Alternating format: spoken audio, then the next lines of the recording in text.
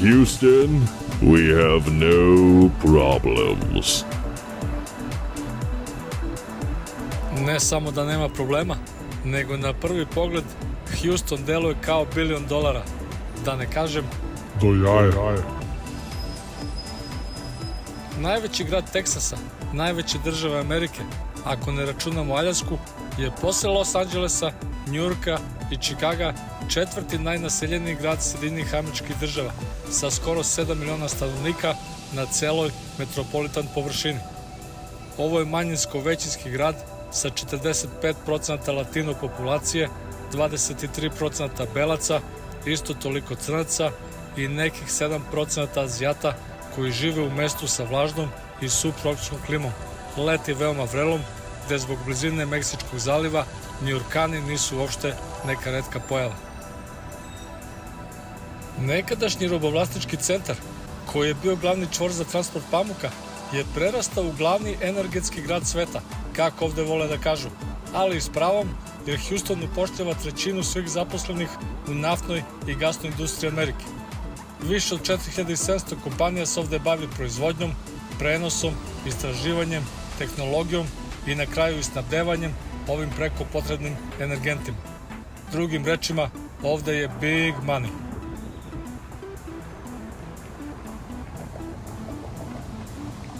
Zbog toga centar Houstona izgleda prilično futuristički sa najmodernijom arhitekturom koju pare mogu da kupe. Javni prevoz se u ovom gradu nalazi na površini zemlje, nema podzemne železnice, ali zato ima svog drugog konvencionalnog i nekonvencionalnog prevoza. Na vama je da izaberete pravi.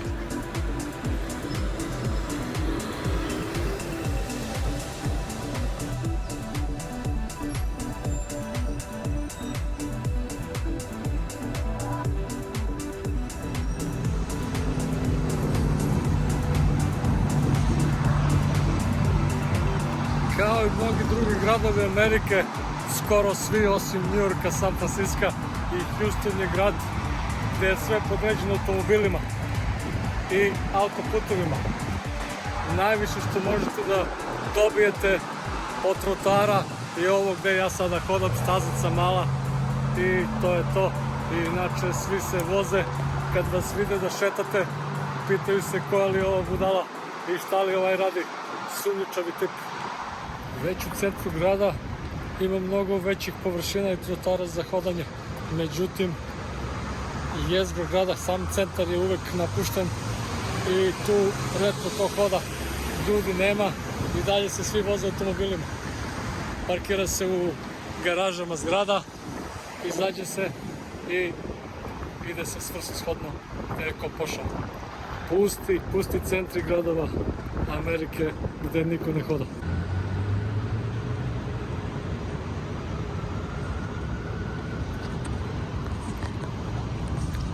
Masivna količina stakla, betona i pomalo cigle, ali to je samo fasada.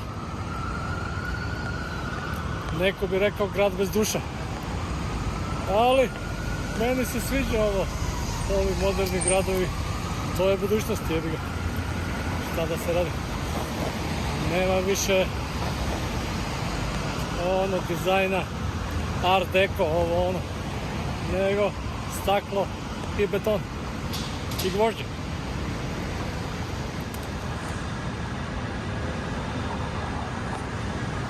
I još jedna interesantna stvar sa modernim gradovima današnjice je što više prodavnica u centru grada, evo sad smo šetamo u jezgru, u najcentralnijem jezgru grada, nema prodavnica, nema ništa, sve se preselilo to online ili u shopping centrove po periferijama grada, tako da sitni biznisi, prodavničice, nema šta da kupiš ovde, jer sve je zatvoreno, najviše čega ima to su neki pubovi, restorani i uglavnom kancelarije.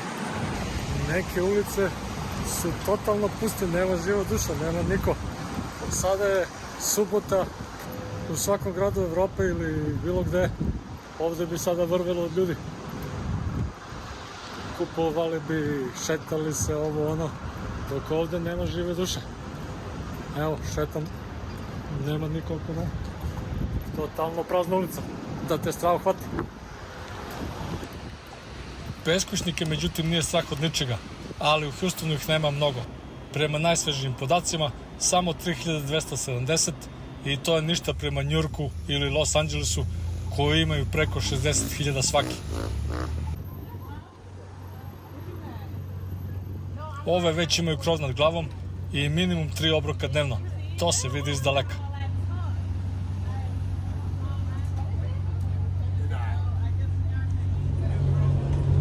Metro vozić danas ne radi, pa su pustili džabe autobuse u saobraćaj. Naravno, svi beskućnici Houstona su to iskoristili da se voze za džabaka i sada evo, sa njima se vozim dalje do destinacije Herman Parka i živo je u busu, prijatna živahna atmosfera. Samuel Houston, po kome gradi dobro ime, bio je general, a kasnije političar, heroj Teksasa, zaslužan za njegovo oslobađanje ili, ako više volite, otimačinu od Meksika. Njegov spomenik se nalazi u Herman Parku, rekreacionom hubu Houstona, koji ima staze za trčanje, teren za golf, površine za piknik, čak i svoj muzej. U blizini parka se nalazi Rice univerzitet, medicinski centar Teksasa i ovde je smeštena i većina ostalih muzeja ovog grada.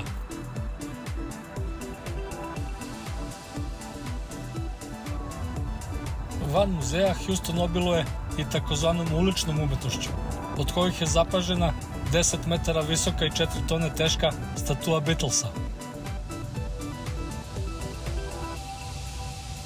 Mnogobrojni grafiti su svojim šarenilom i socijalnim temama uvek zahvalna pozadina za fotke i selfije na društvenim mrežama.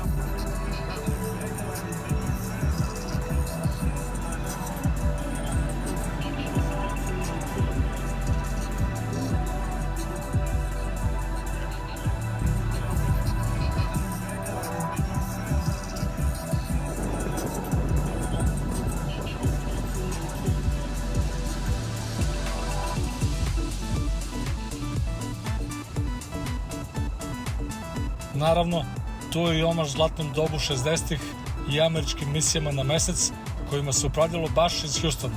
Tačnije pola sata vožnje odavde u Johnson Space Centru. Da vam ja ne bih opričavao istorijat, pogledajte film Houstone, imamo problem. Ima ga ovde na YouTube-u, ali ne onaj sa Tom Hanksom, koji se u stvari zove Apollo 13. U njemu ćete saznati da je drug Tito ispalio predsednika Kennedyja i prodao mu propali jeboslovenski komunjarski program za let na mesec, a za uzvrat dobio milijarde, od kojih smo svi u istoj toj Jeboslaviji živeli ko bubrezi u loju, sve do Ćopine smrti, kada smo svi, narodi i narodnosti, plakali za njim. Vrate, kako ih je zajebao drug Tito. Strava.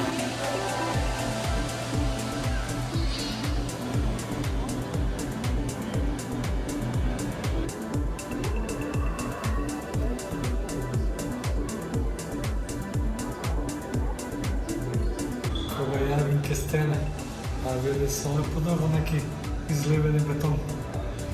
Pa i sečan kao da liči na kamen. Svemirski centar Lyndon B. Johnson, čiji je originalni naziv bio Centar za svemirske letelice sa ljudskom posadom, počeo je da se gradi 1958. godine i unapređivanje kako je tekao američki program za odlazak na mesec. Odavde se nisu lansirale rakete, ali ovo mesto gde su se trenirali astronauti i odakle je vršena sva kontrola letova od samog početka pa sve do vremena Space Shuttle-ova koji je zadnji lansiran 2011. godine.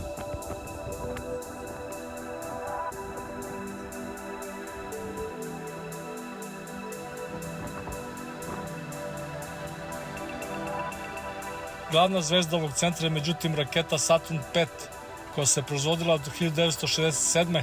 do 1973. godine u Alabami, odakle je prevožena na Floridu u Kennedy Space Center za lansiranje.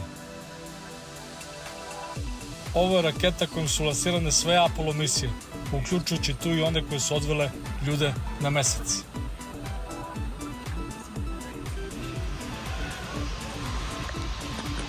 Znači, prva epizoda Apollo 11 je bio Stanley Kubrick, a sve ostale nije ni bitno ko je režirao. Ova prva se važi.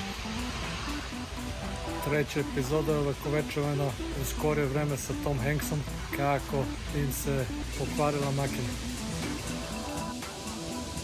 Druga velika atrakcija centra je replika Space Shuttle na leđima Boeinga 747, kako su oni svojevremeno bili lansirani u Vasionu.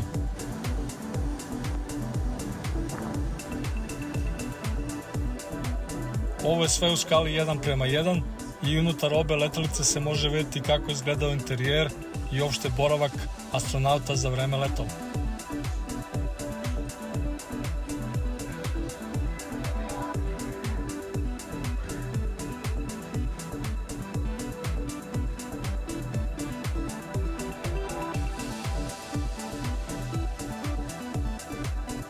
Ceo centar je napravljen u stilu američkih zabavnih parkova, tipa Disneylandi, Universal Studios i slični.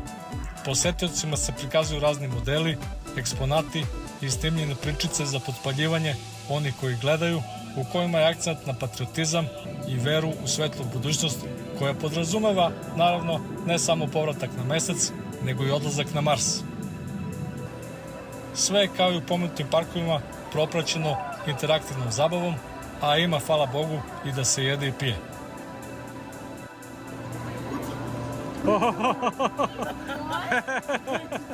Od svih na koga ću da trčim, na mog sestrića ovde i njegovu devojku, i sada gledamo NASA zadnji skinu. Svet je mali, ja.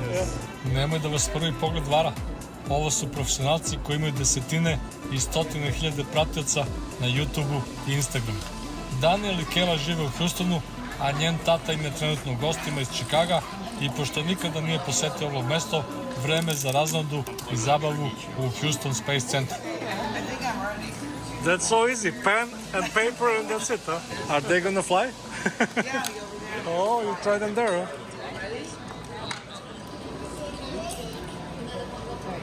Make sure it's down there, these three. You're right. And then you're going to pull all the way out to 5 and like that. Whoa, there we go. Ooh, nice. All the way to the moon, huh? Okay.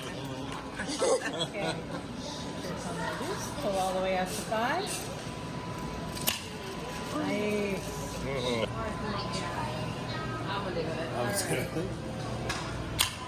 Wow.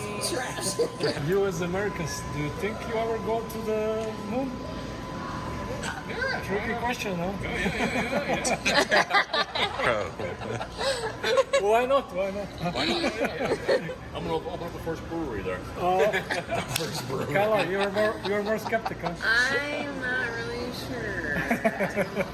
Okay. We'll see. Kada smo i to razjasnili, ostaje još samo da vidimo šta ima od merča da se kupi, a ima sve ono što inače raznorazni youtuberi vole da prodaju kada dostignu određenu cifru subscribera. Razni duksevi, jakne, majice, kepsovi, privesci i sve ostale gluposti koje vam uopšte nikada nisu potrebne.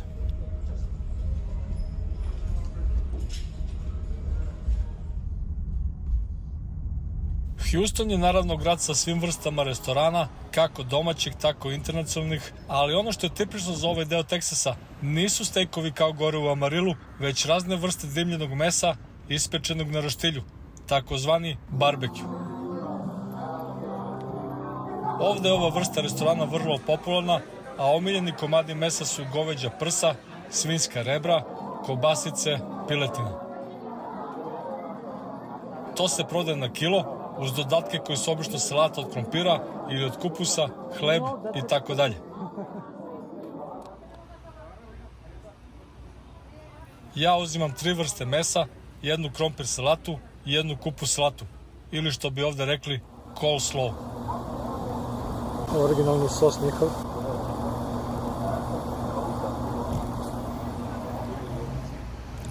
Salata od krompira je odlična, ona me najviše zanimala. Malo kiselkastog ukusa, otvara apetit. Coleslaw. Kupus salata, rado bih vidio više majoneze u njoj. Ovo je samo iseckan kupus i dodat malo sirća i šećer. nije baš po mom ukusu. Da probamo kobaje, da li su u rangu sa našim roštilskim.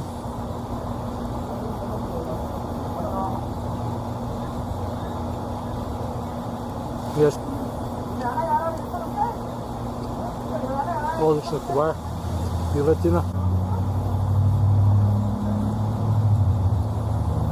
Dimljena, ali nije suva. Odlično. I da probamo ovu govedinu, vrlo lepo meso. Meko topi se ustima. Malo slano za moj ukus, ali može da prođe. Dali su mi puno hleba, kao da su znali da sam Srbenda, ali nisu znali da sam ne Srbenda koji ne jede hleba.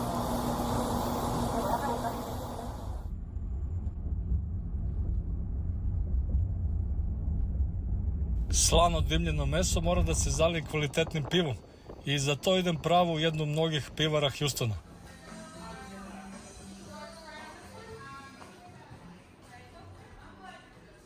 Buffalo Bayou je pivara specifična zbog svoje terase i dobro pogleda na grad. Naručujem Aloha, havajski ukus ananasa i manga u pivu, da vidimo kako to izgleda.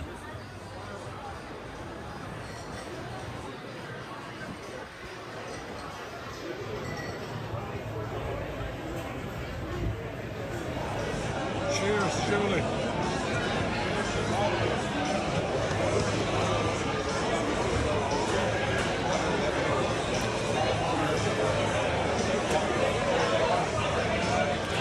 Ne osjećam mnogo ananasa ni mango.